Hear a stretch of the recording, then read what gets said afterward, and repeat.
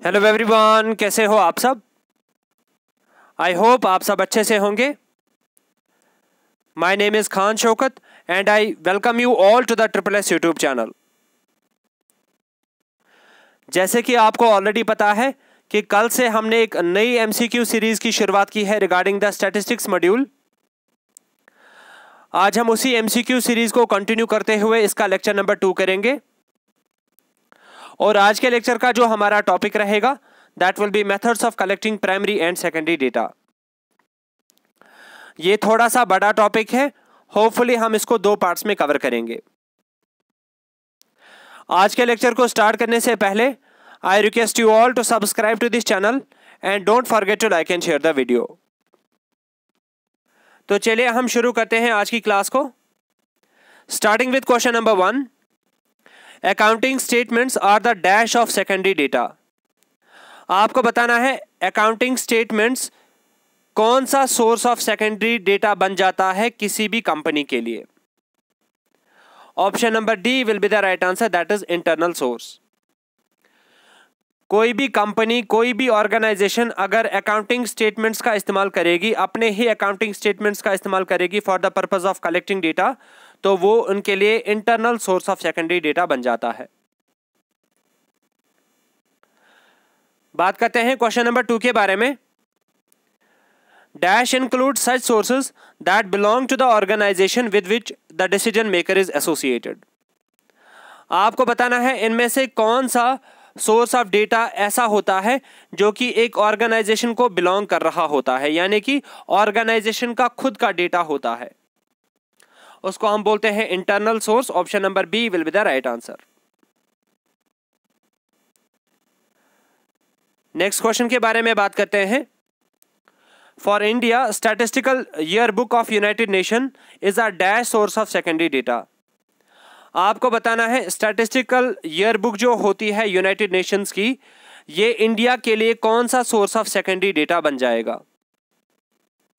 Option number A will be the right answer, that is external source.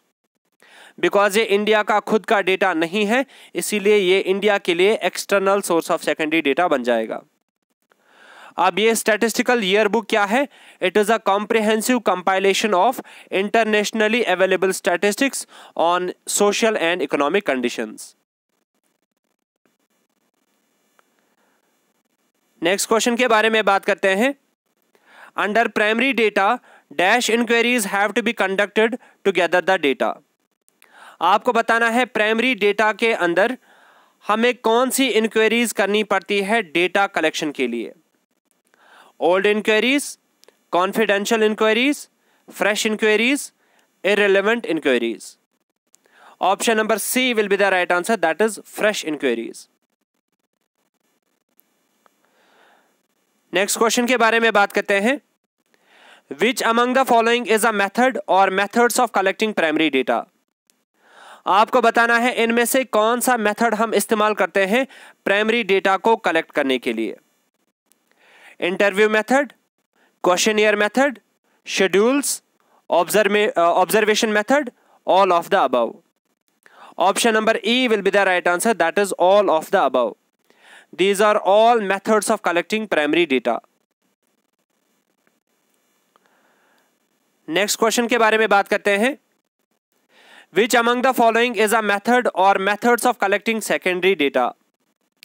आपको बताना है इनमें से कौन सा मेथड हम इस्तेमाल करते हैं सेकेंडरी डेटा को कलेक्ट करने के लिए। Government publications, historical and statistical documents, business documents, technical and trade journals, all of the above. Again option number E will be the right answer, that is all of the above. बात करते हैं question number 7 के बारे में। Dash method consists in the collection of data personally by the investigator from the source concern. आपको बताना है कि वो कौन सा डेटा कलेक्शन मेथड होता है जहां पे इन्वेस्टिगेटर पर्सनली डेटा कलेक्ट करता है फ्रॉम द कंसर्न सोर्सेस। उसको हम बोलते हैं direct personal investigation. Option number A will be the right answer, या इसको हम कभी कभी डायरेक्ट पर्सनल इंटरव्यू भी बोलते हैं। इस वाले मेथड में जो इन्वेस्टिगेटर होता है वो पर्सनली डेटा कलेक्ट करता है फ्रॉम द कंसर्न सोर्सेज और informants. Let's talk about question number 8।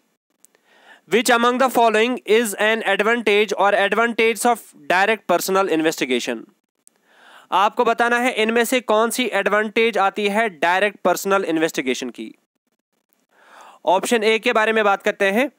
The data obtained from such investigation is generally reliable. Direct personal investigation से जो हमें डेटा मिलता है वो हाईली रिलायबल होता है। Yes, it is an advantage of direct personal investigation. Option B says us that the data obtained is accurate as the investigator can extract the correct information by removing the doubts. Direct personal investigation से जो हमें data मिलता है वो accurate होता है, because अगर informant के दिमाग में कोई भी डाउट आएगा, इन्वेस्टिगेटर उस डाउट को भी साथ ही साथ क्लियर कर सकता है in order to get the accurate data. ये भी एडवांटेज है डायरेक्ट पर्सनल इन्वेस्टिगेशन की। Option C says us that the response is likely to be more encouraging. ये भी एडवांटेज आती है इसकी, hence option number D will be the right answer, all of the above. Next question के बारे में बात करते हैं। Which of the following is slash are disadvantage of direct personal investigation. आपको बताना है इनमें से कौन कौन सी डिसएडवांटेज आती है डायरेक्ट पर्सनल इन्वेस्टिगेशन की। Option A says us that it is not suitable if the field of investigation is too wide. Direct personal investigation suitable नहीं होता है उन situations में जहां पे आपका geographical area बड़ा होगा। Yes, it is a true statement. Although हम कर सकते हैं, but it is going to be too much time consuming. Requires more time, money and manpower. Direct personal investigation apply करने के लिए हमें काफ़ी ज़्यादा टाइम लगता है, काफ़ी पैसा भी हमें स्पेंड करना पड़ता है और लेबर भी हमें काफ़ी ज़्यादा लगता है। Yes, it is again one of the disadvantages of direct personal investigation. It is absolutely subjective in nature. जो डायरेक्ट पर्सनल इन्वेस्टिगेशन होता है ये सब्जेक्टिव नेचर का होता है। सब्जेक्टिव नेचर का मतलब हो गया यहाँ पे जो एक्यूरेसी, रिलायबिलिटी जो डेटा की होगी वो होली एंड सोली डिपेंड करेगी इन्वेस्टिगेटर की इंटेलिजेंस पे, उसके आइडियाज़ पे, और यू कैन से उसके स्किल्स पे, उसके टैक्टिक्स पे कि वो कैसे डेटा कलेक्ट करता है। अगर इन्वेस्टिगेटर अच्छा नहीं होगा तो आपके पास रिलायबल डेटा नहीं आएगा। ये भी इसकी डिसएडवांटेज है, hence option number D will be the right answer. Let's talk about question number 10। Which of the following is the most suitable method of collecting data from a group of uneducated people. आपको बताना है इनमें से कौन सा सबसे suitable method है अगर आपको डेटा कलेक्ट करना होगा from uneducated people. Option number C will be the right answer, that is direct personal interview. क्यों ये मोस्ट सूटेबल है? बिकॉज अनएडुकेटेड पीपल के साथ अगर आप डायरेक्टली इंटरेक्ट करोगे तो आप उनकी एजुकेशनल लेवल को ध्यान में रखते हुए उनसे क्वेश्चंस पूछोगे और आप उनको अपने जो भी रीजनल लैंग्वेज होगी वहां पे उसमें क्वेश्चंस पूछ सकते हो। Let's talk about question number 11। Dash is slash are those in which an interviewer obtains information from respondents in face-to-face meeting. आपको बताना है कि वो कौन सा मेथड होता है जहां पे हम इंफॉर्मेशन कलेक्ट करते हैं फ्रॉम द रेस्पोंडेंट्स और from the informants face to face. उसको हम बोलते हैं personal interview. Option number D will be the right answer. बात करते हैं क्वेश्चन नंबर 12 के बारे में। Interview is an example of which data.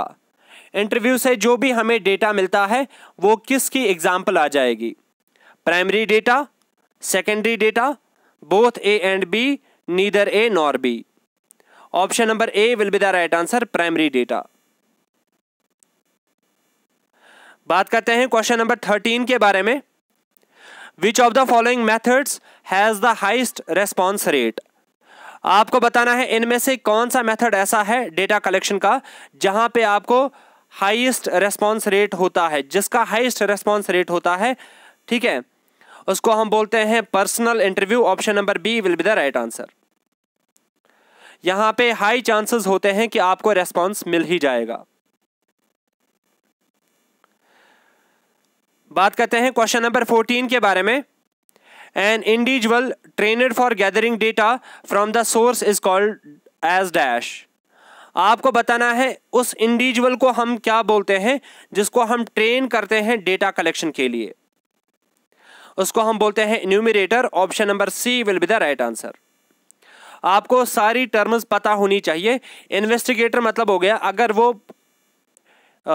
Investigating agency जिसके लिए ये डेटा होगा, अगर वो खुद से पर्सनली डेटा कलेक्ट करेगा उसको हम बोलते हैं इन्वेस्टिगेटर। अगर वो किसी ट्रेनड पर्सन को हायर करेगा डेटा कलेक्शन के लिए उसको हम बोलते हैं enumerator.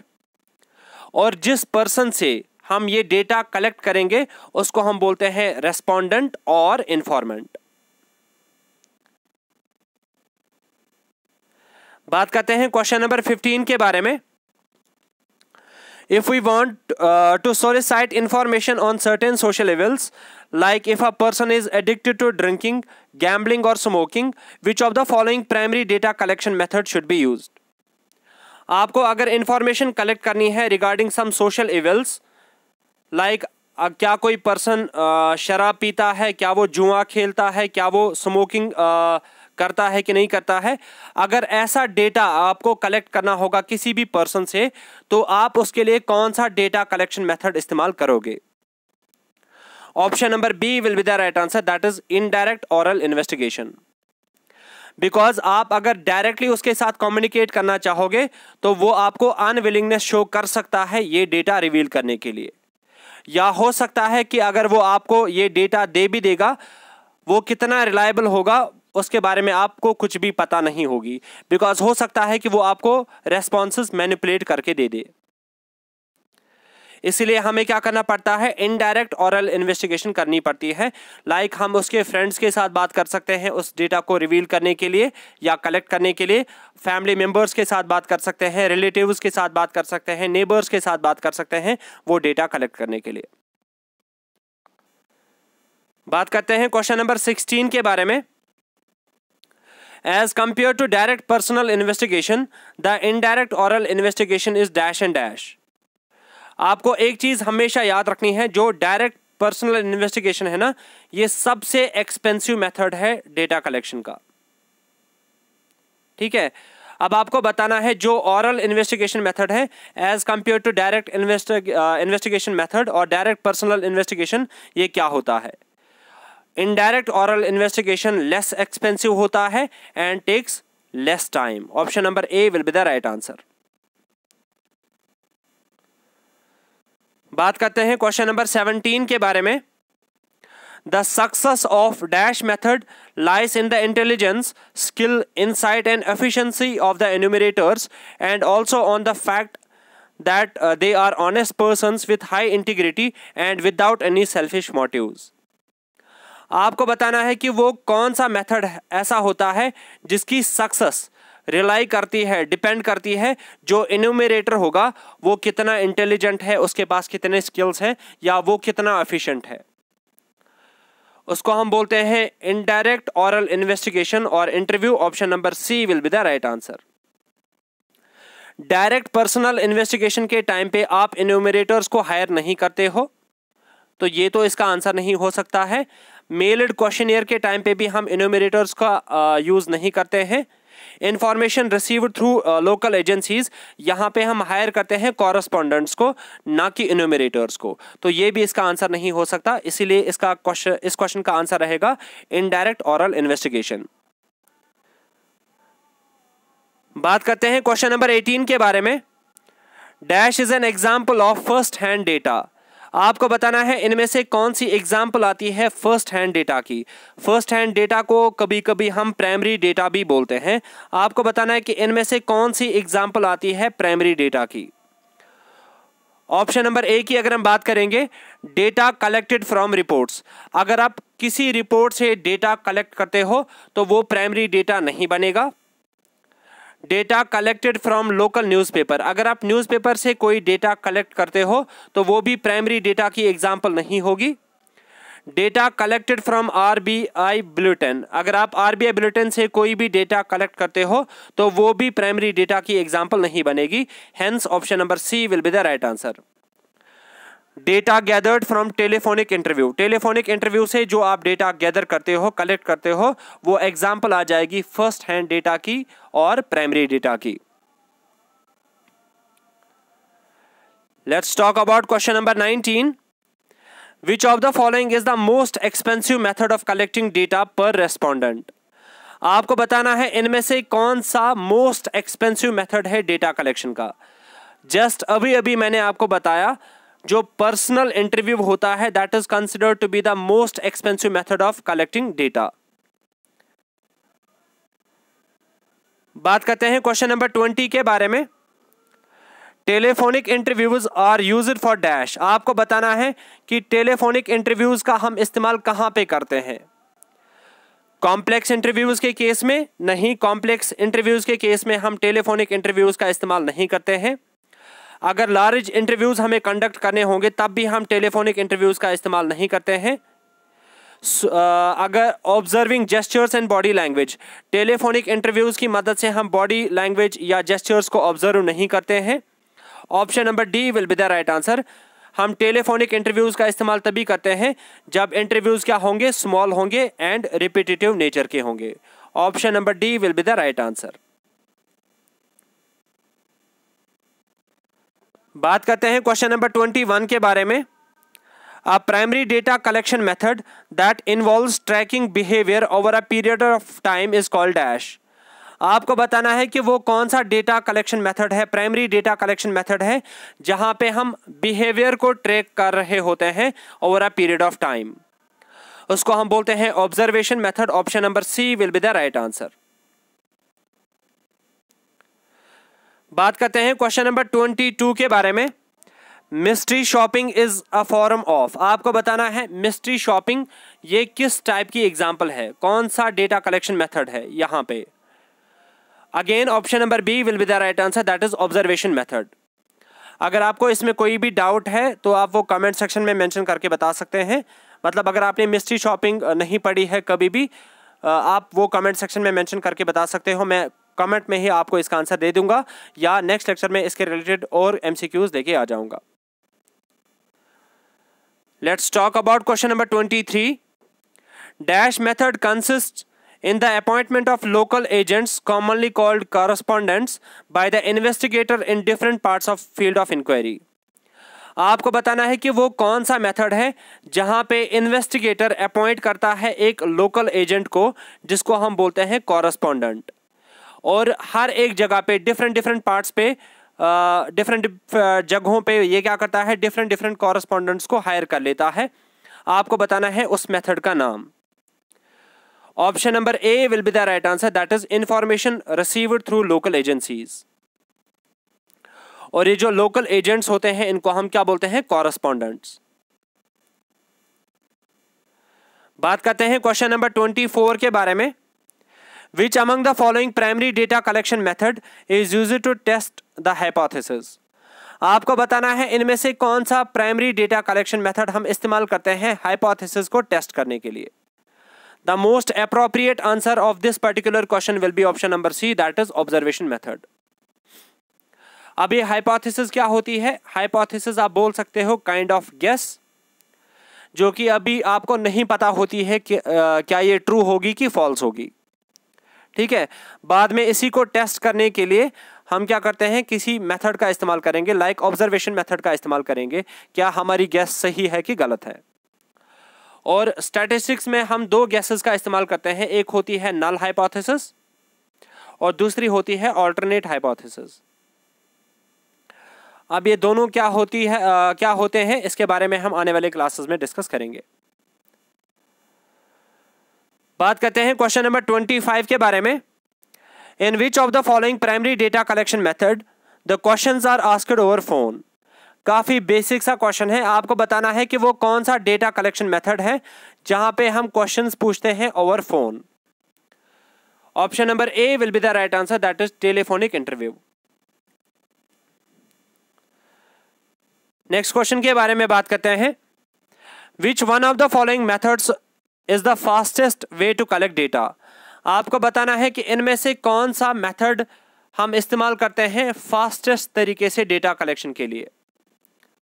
Option number A will be the right answer, that is online method. Next question के बारे में बात करते हैं। In dash interviews a set of predefined questions are asked. आपको बताना है कि वो कौन सा टाइप ऑफ इंटरव्यू होता है जहां पे हम एक set of predefined questions को पूछ रहे होते हैं। पहले ही हम एक लिस्ट ऑफ क्वेश्चंस तैयार करते हैं और जब हम इंटरव्यू कंडक्ट करते हैं हम खाली इन्हीं क्वेश्चंस को वहां पे पूछ लेते हैं और इन्हीं का हमें वहां पे रेस्पॉन्स मिल जाता है। ऐसे इंटरव्यू को हम क्या बोलते हैं? Structured interview. Option number D will be the right answer. Unstructured interview हो गया इसका उल्टा, जहां पे हमारे पास predefined set of questions नहीं होगा, सिचुएशन के हिसाब से हम वहां पे क्वेश्चंस को पूछते चले जाएंगे। ग्रुप इंटरव्यू हो गया जहां पे हम 6, 7, 8 लोगों का इंटरव्यू एक साथ ही करते होंगे, उसको हम बोलते हैं group interview. And focused interview हो गया जहां पे हम एक स्पेसिफिक टॉपिक के बारे में क्वेश्चंस पूछ रहे होंगे। नेक्स्ट क्वेश्चन के बारे में बात करते हैं। Which of the following is a method used for collecting secondary data? आपको बताना है इनमें से कौन सा मेथड हम इस्तेमाल करते हैं सेकेंडरी डेटा को कलेक्ट करने के लिए। काफी बेसिक सा क्वेश्चन है। Option number D will be the right answer, that is government publication. ये वाला क्वेश्चन पंचायत अकाउंट्स असिस्टेंट के पेपर में पूछा गया था। बात करते हैं नेक्स्ट क्वेश्चन के बारे में। Which among the following is /r advantage of information received through local correspondent primary data collection method? आपको बताना है information received through local correspondent method जो है डेटा कलेक्शन का, इसकी एडवांटेज क्या क्या आती है। Option A says us that it is cheap and economical. Yes, it is true. Wide coverage, ये भी सही है। टाइम एफिशिएंट, ये भी सही है। Data need not to be highly reliable, ये भी सही है। Hence option number D will be the right answer. ये सारी एडवांटेज आती है information received through local correspondents की। बात करते हैं आज के सेशन के लास्ट क्वेश्चन के बारे में। The aspects one should keep in mind while gathering the secondary data. जब आप सेकेंडरी डेटा को कलेक्ट कर रहे होंगे आपको क्या चीजें दिमाग में रखनी चाहिए। Reliability of the collection authority, बिल्कुल सही है। ये डेटा जो आप सेकेंडरी डेटा यूज कर रहे हो ये किस अथॉरिटी ने कलेक्ट किया है, उनकी रिलायबिलिटी कितनी है। रिलायबिलिटी ऑफ द सोर्स, ये बिल्कुल ऑप्शन ए के साथ ही थोड़ा थोड़ा मैच हो रहा है। पर्पस ऑफ द रिसर्च, ये भी आपको दिमाग में रखना होगा। Hence option number D will be the right answer, that is all of the above. तो होपफुली आज के सारे क्वेश्चंस आपको अच्छे से समझ में आ गए होंगे। इन केस कहीं पे कोई भी डाउट आता है वो आप कमेंट सेक्शन में मेंशन करके बता सकते हैं। मिलते हैं अब अपने नेक्स्ट लेक्चर में। Till then take a very good care of yourself. Good bye.